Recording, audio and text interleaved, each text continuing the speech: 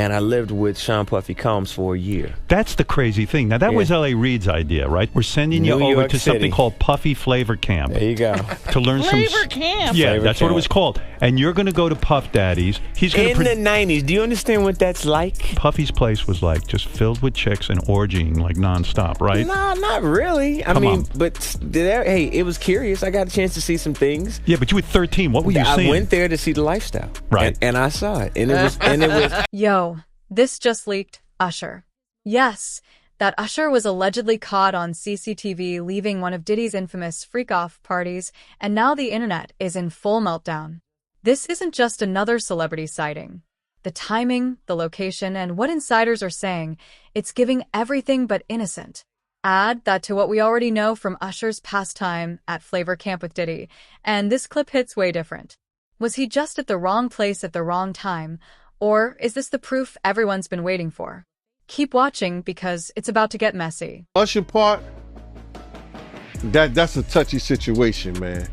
You know what I'm saying? Because I had a certain feeling and I felt a certain way when Usher got on Shay Shay, and I don't mean to mention other people's platforms, but he got on Shay Shay and he mentioned how great and how good Puff taught him and everything. You know what I'm saying? About the business. Right? I know, and people know, that was around in that time that Puff and Usher did have a situation. And that situation led Usher to the hospital. Now I let Usher explain that to y'all. I let Usher tell that story. But how dare you say a man that groomed you, you gonna give him a pass? Bruh, you know I know. The rise of a mogul. The rise of a mogul. Sean Diddy Combs began his ascent in the music world as a young entrepreneur with a keen eye for talent. Founding Bad Boy Records in the early 90s, he quickly became a pivotal figure in shaping the sound of hip-hop and R&B. His collaborations with artists like the Notorious B.I.G. and Mary J. Blige not only propelled their careers, but also solidified his reputation as a visionary producer. Diddy's influence extended beyond music. He ventured into fashion with the launch of Sean John, further cementing his status as a cultural icon. However, behind the glitz and glamour, there were whispers of a more complex and darker persona. Right. And I saw it. And it was but I don't know if I could indulge and understand what I was even looking at. It was pretty wild. So nobody tried to, some woman didn't come along. I didn't say that. Okay. I didn't say that. What I did say is that there were very curious things taking place. And I didn't necessarily understand it. Biggie Smalls was there. Biggie Smalls was there. Lil' Kim, Craig Mack. All these people are hanging around. Yeah, man. Faith Evans, And your parents Jodeci, were Mary J. okay? Blige. They didn't know nothing about this shit. Oh. I was having a good time. You know what I mean? Does he have you doing any chores? Are you doing dishes at all? I mean, to keep you humble somewhat? Or are you just like, can you stay up till 4 a.m. with them and party? I mean, I could. I actually stayed up longer than them. And do you have money? What's going on? I mean, I had like per diem. Yeah. I had like, what like a living. life. Yeah, it's pretty crazy. 14 years old. You're a dad now. Would you ever send your kid to Puffy Camp? Hell no. See? As Diddy's empire grew, so did his circle of protégés. Young talents like Usher and Justin Bieber found themselves under his mentorship, gaining invaluable exposure and experience. Yet some insiders began to question the nature of these relationships, hinting at a blurred line between professional guidance and personal involvement. These early associations laid the groundwork for future controversies that would challenge the very foundation of Diddy's legacy. The music mogul's lavish lifestyle was often showcased in media, portraying a man who had it all. But as stories from former associates and employees began to surface, a different narrative emerged, one that painted a picture of manipulation, control, and alleged misconduct. These accounts would eventually lead to legal battles and public scrutiny, unraveling the carefully curated image Diddy had maintained for decades. Lived with Sean Puffy Combs for a year. Hey, it was curious. I got a chance to see some things. Yeah, but you were 13. What were you seeing? I went there to see the lifestyle. Right. And I saw it. Understanding Diddy's early influence is crucial to comprehending the magnitude of the allegations that later surfaced. His position of power in the industry not only allowed him to shape musical trends, but also, as some allege, to exploit his status for personal gain. This duality between his public persona and private actions sets the stage for the complex legal and moral questions that continue to surround him. For Usher, we was at the Swiss Hotel. Puff had Kim in the room, had one of Keith Sweat's baby mothers in the big room outside the master bedroom. He came outside in his robe. She gave him a fellatio right there. His back was turned to me. She gave him a fellatio. You knocked on the door. I came and opened the door for you. Puff went in the room. You came in the room and kissed that girl dead in her mouth. Now I'm telling that because you taking up for somebody that you know and a lot of more people know didn't do you right when you was at Diddy camp.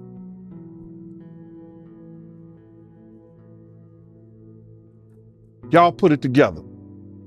As we delve deeper into Diddy's relationships with his protégés, the dynamics become increasingly intricate, revealing a pattern that raises serious concerns. Usher's time at Flavor Camp is especially noteworthy. At just 13 years old, Usher Raymond was sent to live with Diddy in New York, an arrangement dubbed Flavor Camp. This period was intended to immerse the young singer in the music industry, providing him with first-hand experience under Diddy's guidance. In a 2004 interview with Howard Stern, Usher recounted his time there, describing an environment filled with adult activities that he didn't fully comprehend at the time. He mentioned, "I got a chance to see some things I didn't necessarily understand." I'm 13 years old. I'm not here to party with you. I don't want to go to the clubs. Matter of fact, I'm too young to even be in here. Why you got me in clubs? There were a lot of things I seen and a lot of positions that I think I was put in where I had to make very, very tough decisions in my life about who I would be. The nature of Flavor Camp has since been scrutinized, especially in light of allegations from Diddy's former bodyguard, Gene Deal. Deal claimed that Diddy had inappropriate interactions with Usher during this time, alleging that the young singer was subjected to situations far from suitable for a teenager. These assertions have not been legally substantiated, but they contribute to the growing concerns about Diddy's conduct with young artists. Usher's experience raises questions about the responsibilities of mentors in the entertainment industry, particularly when it involves minors. The blurred lines between professional development and personal boundaries become evident, highlighting the potential for exploitation under the guise of mentorship. While Usher has not publicly accused Diddy of wrongdoing, the implications of his statements and the allegations from others suggest a need for deeper examination. You're a dad now. Would you ever send your kid to Puffy Camp? Hell no. See? When he was just getting his foot in the music industry's door, a 13-year-old Usher spent a year living with Combs. Usher opened up about this experience in a 2016 interview with Howard Stern. Does he have you doing any chores? Are you doing dishes at all? I mean, to keep you humble somewhat? Or are you just like, can you stay up till 4 in the morning with them and party? I mean, I could. I actually stayed up longer than them. Although he made it sound like a blast, Usher hinted at something more disturbing beneath the surface. Usher said that he didn't, quote, understand what he was even looking at, and, quote, very curious things were taking place. I went there to see the lifestyle. Right. And I saw it. And it was but I don't know if I could indulge and understand what I was even looking at. Perhaps most telling, Usher made it clear that he wouldn't want his children attending, quote, Puffy Camp like their father. The concept of Flavor Camp serves as an early example of the power dynamics at play in Diddy's relationships with young artists. It underscores the importance of safeguarding the well-being of emerging talents and ensuring that mentorship does not cross into manipulation. As more stories emerge, The industry must reckon with its past practices and implement measures to protect its most vulnerable members. Your kids know you were famous. It's funny because Usher, he obviously has the name, Right. So we're out and he's like, everybody's like, Usher, Usher. He's like, hey. Oh, the innocence of a child. How do they all know my name? Oh, that's cute, man. And then at some point he get about 80, like, hey, they weren't talking They were talking me. about me. They were talking about you. Moving Moving from Usher's formative years, we turn our attention to another young star who found himself under Diddy's wing, Justin Bieber. Justin Bieber's meteoric rise to fame was accompanied by a series of high-profile associations, one of which was with Diddy. Their relationship began when Bieber was a teenager, with Diddy taking on a mentor-like role. Public appearances and interviews showcased a close bond, with Diddy even promising Bieber a car and a mansion upon reaching certain milestones. In a resurfaced interview, Diddy joked about spending 48 hours with Bieber, referring to it as a dream experience for the young star. Would you ever send your kid to Puffy Camp? Hell no. See? When he was just getting his foot in the music industry's door, a 13-year-old Usher spent a year living with Combs. Usher opened up about this experience in a 2016 interview with Howard Stern. Does he have you doing any chores? Are you doing dishes at all? I mean, to keep you humble somewhat? Or are you just like, can you stay up till 4 in the morning with them and party? I mean, I could. I actually stayed up longer than them. Although he made it sound like a blast, Usher hinted at something more disturbing beneath the surface. Usher said that he didn't, quote, understand what he was even looking at, and, quote, very curious things were taking place. I went there to see the lifestyle. Right. And I saw it. And it was but I don't know if I could indulge and understand what I was even looking at. Perhaps most telling, Usher made it clear that he wouldn't want his children attending, quote, Puffy Camp like their father. However, as Diddy's legal troubles mounted, questions arose regarding the nature of his relationship with Bieber. Speculations about potential misconduct circulated, prompting Bieber to address the rumors through his representative. Bieber stated that he was not among Diddy's victims and emphasized the importance of focusing on those who were genuinely harmed. This clarification aimed to redirect attention to the ongoing investigations and the individuals directly affected. The scrutiny of Bieber and Diddy's relationship highlights the broader issue of how young artists are managed and protected in the industry. It underscores the necessity for clear boundaries and the implementation of safeguards to prevent potential exploitation. While Bieber has denied any wrongdoing on Diddy's part toward him, the concerns raised serve as a cautionary tale for the entertainment world. I have a question for you. Just like a really quick one. I was thinking about this randomly. What would you do? Let's just say they're posting the clip regardless. Oh, okay. They're posting the clip regardless. Yeah. Let's just say for whatever reason, we were invited onto Jennifer Hudson's show. And then we walk out, we walk out on the thing, and Daddy's home for me, And there's 4 of them out there. There's 4 people there. Because you know how they pick favorites, isn't it? That's ruined my mood. Yeah. There's 4 people there. So we come out of the thing and we see. We act surprised, but didn't realize. And there's literally 4 people there. They're posting it regardless. And they're posting regardless. What are you doing? Are you going to carry on dance him? I think it's jarring because I would keep dancing up until I realize, yo. And then I think I'll look at you and I think we'll look at each other and be like, unanimously just stop. Just stop. And We'll just walk the rest of the way. stop and like, thanks, appreciate. Yeah. I'll shake all 4 of their hands. Just keep walking. The dynamics between Bieber and Diddy reflect a pattern observed in Diddy's interactions with young talents. These relationships, while potentially beneficial professionally, also carry risks when power imbalances are present. The industry must learn from these instances to create a safer environment for its emerging stars.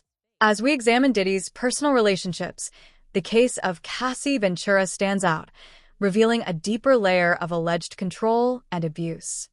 Plus you, I'ma tell you one time. I'ma tell you one time.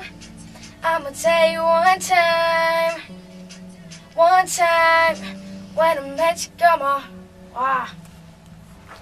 I ain't mean to stop you like that, but this is only a tease. Ladies and gentlemen, introducing to you Island Def Jam recording artist Justin Bieber. It's getting ready to go down. Just so you know, we're in the studio right now working on it. Get ready because it's gonna be big. Ain't that right, Justin? That's right. That's right. So look out. We're coming. Cassie Ventura's testimony. Cassie Ventura, known for her hit Me and You, was once seen as Diddy's protege and long-term partner. But her 2023 lawsuit flipped that narrative upside down. In a shocking and detailed filing, Cassie accused Diddy of years of control, abuse, and manipulation, both personal and professional. What once looked like a power couple was revealed to be anything but equal. According to the lawsuit, Cassie was allegedly coerced into disturbing situations disguised as freakoffs, private events involving other people, where she had no real choice in participating. These sessions allegedly occurred in recording studios and high-end homes. Her complaint claimed Diddy funded these situations and expected her to comply under pressure, using his influence to control her actions. She described years of psychological manipulation and surveillance. Cassie also accused Diddy of violence. In one disturbing account, she said he beat her in a hotel room and then paid off hotel security to keep it quiet. Former bodyguard Roger Bonds later backed her claims online, saying, "I had to step in more than once to stop him." His statement, later deleted, added credibility to Cassie's timeline. Look at Usher. They don't see that. They're not seeing the victim. They're not seeing that boy that got rushed to the hospital. They're not seeing what the intentions was in his heart when he took Justin Bieber there. Oh. Let's be honest. He took Justin Bieber there. Diddy had been trying to get to Bieber for a minute. And his management was backing him off. But it wasn't until Usher took over management and had guardianship and gave temporary guardianship to the diddler for 48 hours. Though Cassie and Diddy reached a settlement just one day after the lawsuit dropped, her decision to come forward inspired a wave of others to speak up. Insiders believe her claims kicked off the federal investigation that led to home raids and deeper scrutiny. Cassie's case marked a turning point in how the public and the law view Diddy's power and pattern of behavior. A victim comes out against Usher, it'll show how egregious this shit is. Because if he can be a predator, then anybody can be a predator. Can't smile in your face the whole time. You feel what I'm saying? Like, people look at Usher, they don't see that. They're not seeing the victim. They're not seeing that boy that got rushed to the hospital. They're not seeing what the intentions was in his heart when he took Justin Bieber there. Oh. Let's be honest. He took Justin Bieber there. Diddy had been trying to get to Bieber for a minute. And his management was backing him off. But it wasn't until Usher took over management and had guardianship and gave temporary guardianship to the diddler for 48 hours. Think about that. Cassie's story broke the silence, but what she described wasn't isolated. It echoed through multiple testimonies, each painting a larger picture of how Diddy operated. As more voices emerged, the conversation shifted from one woman's experience to a broader culture of silence, control, and complicity within Diddy's world. The parties nobody talked about. What were the freakoffs? One of the most repeated terms among Diddy's critics is freakoffs, a nickname for mysterious invite-only parties that insiders say had very specific, often inappropriate vibes. These weren't industry mixers or regular celebrity hangouts. People who attended, or were warned not to attend, say they were completely different from anything else in the business. Trey Songz he has his own allegations and, he has his own situation. He should. Yeah. He should have everything. Literally. Way I seen him spread around. Damn. Yeah. Neighbors know my name. He was real turned out on my young boy. Whoa, wait, whoa, hold on, Jay. You can't just say some shit like that. What? You can't just say that. What do you mean? What you mean? What you mean? I mean, he was turned out on my young boy. Okay, I'll leave it there. We'll leave it it there. No, we ain't gotta leave it there. Ah, shit. Okay, all right. Wait. I'm gonna tell you something right now. God damn. That Maserati or that Lamborghini would leave. Man. Trey Drive, Diddy car right over there, Biscayne Bay. Eating cheddar biscuits and shit. Ask Trey Songz if he like Red Lobster and them cheddar biscuits. He liked them cheddar biscuits. I know he ate some of mine. Gene Deal, a former bodyguard, spoke about these gatherings in detail. He said there were instructions about which drinks to touch and which not to. They'd say, "Don't touch that bottle. That one's for the girls." He explained in an interview that it was heavily implied some drinks were spiked or prepped for a certain reaction, and women at the party were often seen acting differently after consuming them. Another bad boy artist described how certain entertainers were told, "This party ain't for you," if they weren't down with the program. And it wasn't just celebrities, it was models, influencers, and sometimes even unknowns who ended up at these parties, often confused and under pressure to join in. According to insiders, it was a recruitment process masked as nightlife. Usher, I'm tired of Usher. Goofy bitch, got your asshole ripped open and the only thing it inspired was loyalty? They ripped your ass open. Gene didn't say it. He said, check the records at the hospital. I'm saying it. You got your ripped open. Puff taught him about the business. Puff and Usher did have a situation, and that situation led Usher to the hospital. What? Now I let Usher explain that to y'all. What? I let Usher tell that story. Then you take Justin Bieber from Lily White, Canada, and take him to the flavor of Fuck Off, the Kitty edition, get his ripped out. What makes these allegations so troubling is how normalized they became in some circles. People just looked the other way. It's been said that if these stories had surfaced in the thousands, the entire industry would have faced a reckoning much earlier. The freakoffs weren't just about sex. They were about control, exposure, and power imbalance. That's what makes them central to the lawsuits and growing investigations today. Let's talk about Diddy, Sean Diddy Combs. He's allegedly been paying his fellow inmates for the use of their telephone accounts to allegedly influence his sex trafficking trial and blackmail victims. This is according to prosecutors. What more can you tell us about this? Yes, so he does not want investigators and prosecutors to be able to hear him on these calls. These calls are recorded, so he's using other inmates to allow, in exchange for cash, he uses their phone time, so it's filed under their name. So it will be harder for investigators and prosecutors to go listen in. But he's also asking the person on the other end of the phone to do a three-way call, so that is also against the rules. I don't know what the repercussions of something like this could be. Perhaps he could have those privileges taken away, phone privileges taken away. But clearly something nefarious is going on for him to be so strategic in the way he's trying to, to outwit the prosecutors. We haven't talked about Britney Spears for a long time. There are reports her youngest son, Jaden, who's 18 now, has reached out to his mum, who he hasn't seen for some time. He's been estranged from her. He wants to reunite. What can you tell us about this? It's so sad that she has really no contact with her own children. Yeah, so he moved to Hawaii with his brother and father and his father's new family. Here, Rita, I'm a little cynical here because I understand that the child support has recently run out since he's turned 18 years old. These parties didn't happen in a vacuum. They were made possible because nobody stopped them. And that silence wasn't random, it was strategic. It leads us to a critical part of this story: why so many people stayed quiet, and who those people were. The code of silence. For years, Diddy's circle was considered airtight.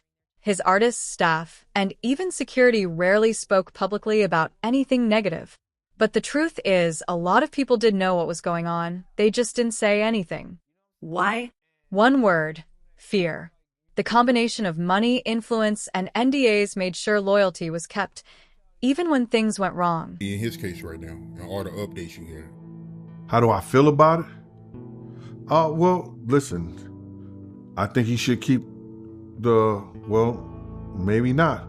He should keep some rope on his soap, or make sure he don't drop it in certain places. in case if he do, he might like it. But long story short is that he need to take his counsel advice. Because if he think he's gonna get out of this from the federal government, he out his mind. They in the process of plea bargaining, trying to do a plea bargain session with him, and he not taking it. That's probably why one of the lawyers jumped off the... Former security guard Roger Bonds admitted in a now-deleted post that he witnessed Diddy harm Cassie and had to step in. He also hinted that there were other incidents he stopped before they escalated. He eventually quit working for Diddy because he said he was tired of covering things up. These words confirmed what many suspected. Silence wasn't about not knowing. It was about survival. NDAs, non-disclosure agreements, played a big role. Many artists, assistants, and staff signed documents that legally prevented them from speaking on anything they saw or experienced. Even if they wanted to talk, those contracts were threats hanging over their heads. That's why Cassie's lawsuit was such a big deal. It showed someone could finally break through that legal wall.